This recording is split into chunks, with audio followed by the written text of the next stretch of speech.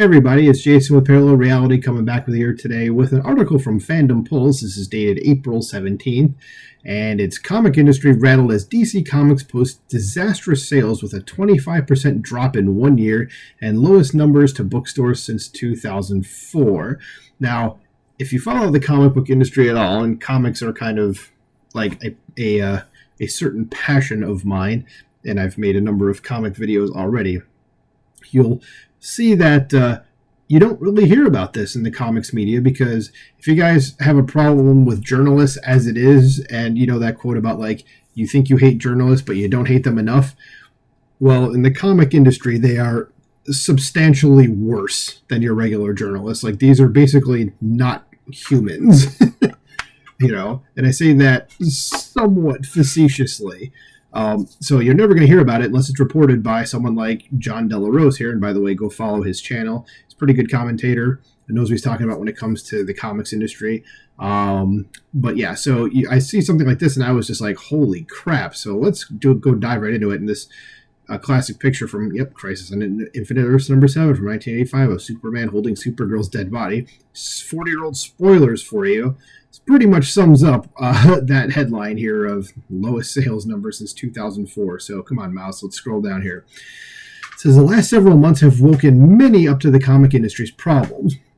Retailer Glenn O'Leary blew the doors off the problems in mainstream comic book content and their self-insert characters, which was roundly mocked by industry professionals who felt threatened identified with his statement. If you don't know who this Glenn O'Leary guy is, just pull up the YouTube video. He's a comic store owner. I think it's somewhere like Massachusetts. He definitely has like a Boston accent or something like that. And he's just going off. It's like a half-hour rant about this and that the books just aren't selling. And then people in the industry just made, basically, like the article says, they just made fun of the guy. Like, he doesn't know what he's talking about. Well, turns out everything he said was actually true, but of course it was. It says, this was followed up by journalist Heidi MacDonald laying out figures that Marvel and DC Comics were in trouble. Now, buried in another article, it appears DC Comics is in even worse of a position than we've suspected. Now, that name Heidi MacDonald, if you start looking into like comic book journalism, you're going to find her name probably at the very top, and she's corrupt as all hell. She protects her friends. Whenever someone that is on the wrong side, in scare quotes, says something that is objectively true, she will try to run interference for her side as much as humanly possible and misframe things just so that her side, if you will, is not seen as the wrong side.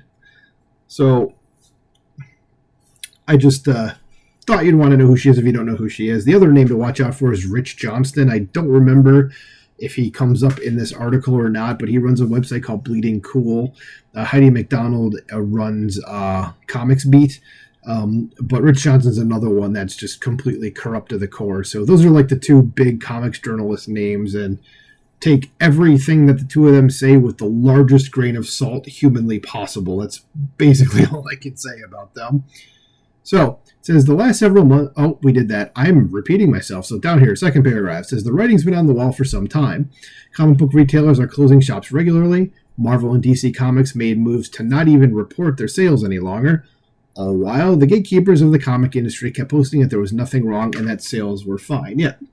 So like I said, anytime that somebody on the wrong side comes out and says, hey, something may be wrong here, like you can see here, it says that these folks come out and they're like, nope, everything's good. Not like they're Frank Drebin standing in front of the fireworks factory in the first Naked Gun saying, there's nothing to see here, please move on. It's so bad. Like, we can all see, like, you're basically telling you to not believe what you're seeing with your own eyes and hearing with your own ears. Like, just ignore that. So it says, we've seen reports that IDW Publishing has laid off more than 40% of its staff in the last year, showing signs of wear for the second string of mainstream comics as the heavily licensed publisher under Heather Antos has circled the wagons around diversity hiring at the expense of their content quality. Meanwhile, smaller publishers like Aftershock and Scout Comics were outed as not even paying their creatives. Now, if you don't know who Heather Antos is, she doesn't run IDW, but she is an editor there, and she is someone that I don't think I'm out of line in saying that she has outsized influence in things. If you follow the channel Comics Matter with your boy Zach, formerly Diversity in Comics, he's kind of the godfather of the Comicscape movement, and he's the one that he posted a video years ago, like when he started noticing all this stuff. And Heather Antos is noted as Milkshake One because it's a picture of what they call the Milkshake Girls, showing like how Marvel had essentially hired like just women to do the industry, which in and of itself is not a bad thing. But these women that were hired were all far leftists that tried their best, even if they didn't really mean to tank the company. And Heather Antos is, I would say, the most publicly known. She's also, again, a far leftist that doesn't seem to understand how things work. And she's someone that has done nothing but fail upward throughout the comic industry and keeps getting hired, even though her books are objectively shit. And there are tons of editing mistakes in them. And they've been pointed out in numerous videos. So just so you know who she was, and that's barely getting started on it. So here is an issue from the most recent Tom King's Wonder Woman #8. And Tom King is a writer that has severe mommy issues if you just go read basically everything that he's done. It says, how does this impact DC Comics? In a recent interview, Batman writer Chip Zdarsky finally blew the doors off the comic industry collapse. He admitted massive issues were going on with the mainstream industry, saying, the problem in comics are a myriad right now. There are so many ways the industry is being harmed, and it is having trouble kind of recovering. It's facing challenges, and that's an understatement.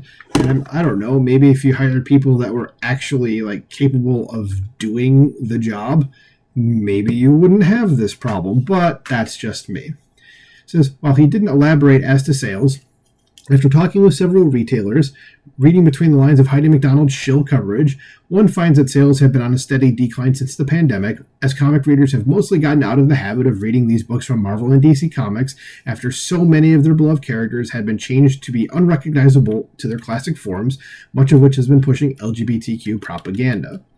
DC Comics has suffered worse than Marvel. With their Dawn of DC relaunch failing to garner much interest, fans seem tired of having to completely reboot the DC universe every few years. From New 52 to Rebirth, a third relaunch in just over a decade seemed like a good jumping off point.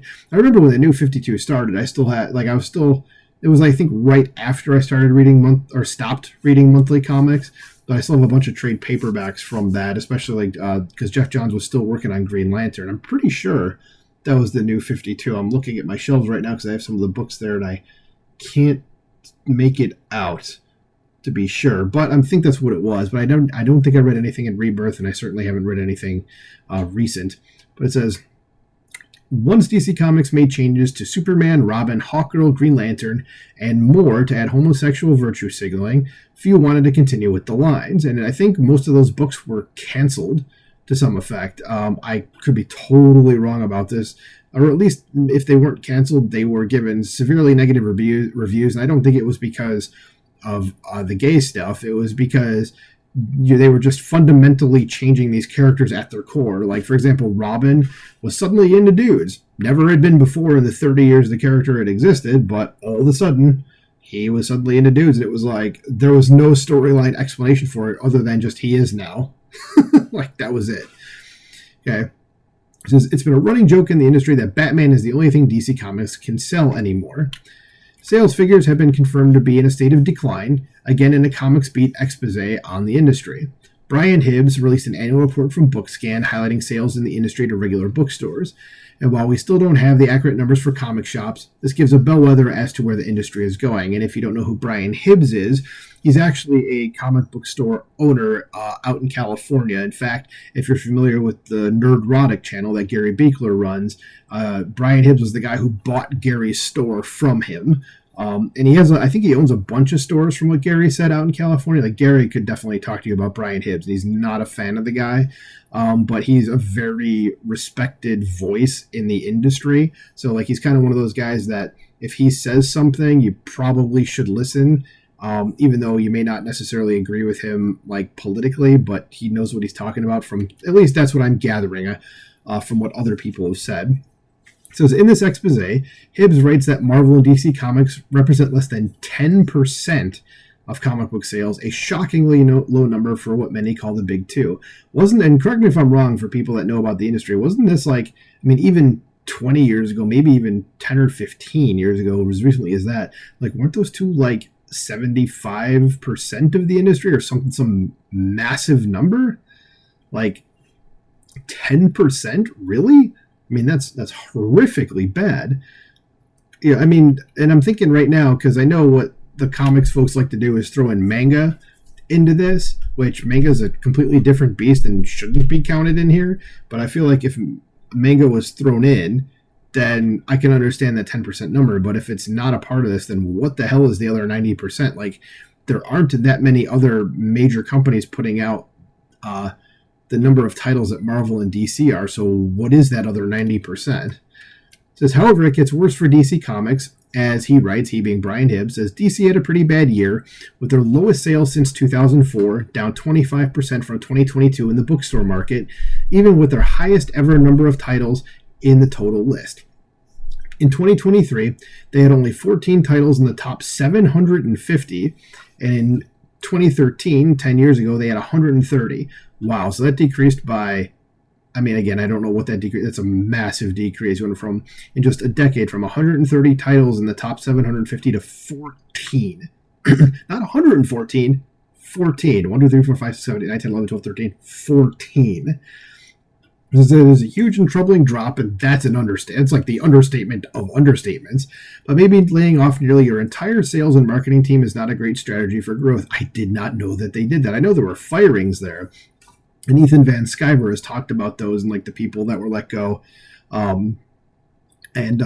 just kind of if he was liked them or not or dealt with them and stuff like that. But I didn't think it was the entire sales and marketing teams. It says if someone had been making a concerted effort to dismantle DC Comics, they couldn't have been more surgical. Luckily, DC still has talented execs like Marie Javins, Jim Lee, Annie DPs, and the rest of the staff who have thwarted those plans. And from what we're hearing, 2024 will see some more moves to reverse this concerning trend. Well, that would be nice. I wonder if there's any word on Marvel and similar things there, because for both of them to make up only 10% of the industry is, like it said, shockingly low. There's amazingly, comics beat writers can still spin this as, and that's a good thing, and that's where you put in the Bernie Sanders quote, that's a good thing, or whatever. So as many mainstream articles try to mitigate the destruction of entertainment industries like comics and at the hands of the woke. These are the same executives who initially led DC Comics into this mess. A new relaunch of a universe, as he's alluding to with the Absolute DC line, might give a short-term boost, but isn't going to fix the comic industry problems. No, it's not. Yeah, they'll get the temporary boost because everything's a number one issue again. Speculators will come in there and buy the number one books, and then very quickly everything's going to go right back to where it was. So, again, temporary fix to a permanent problem. As DC Comics is on a death spiral, and unless they make wholesale changes to prioritize story and less identity politics virtue signaling at the hands of creators like Tom King or Tom Taylor, we can expect the sales decline will continue. What do you think of the comic industry problems and DC Comics posting terrible sales? Leave a comment and let us know. Well, let me just see what it says here. It's going to go through these really quick. Let's see. Yeah, let's hopefully. Okay. Wow, yeah, there's a pretty decent amount of comments on here, but yeah, I mean, this is why people are flooding to alternatives like Comicsgate, is because of stuff like this. Like you saw the identity politics problems in there, and just like there's a particular agenda that everything is being moved towards right now, and just when you're trying to pander to a low single-digit percentage of the population, when almost everybody on the planet does not align with that, stuff like this is going to happen. People are going to go, we don't want to read these stories anymore, especially when you're changing existing characters to things that they never were, like what I mentioned about Robin. So let me know what you think about this in the comments below. I mean, do you have any additional insight to add here? Again, like I said before, what do you think about Marvel? I wish there was some information on Marvel or even the other companies as well, besides the ones mentioned here, like Image or Dark Horse. But let me know in the comments below. Like, share, subscribe, and I will talk to you soon.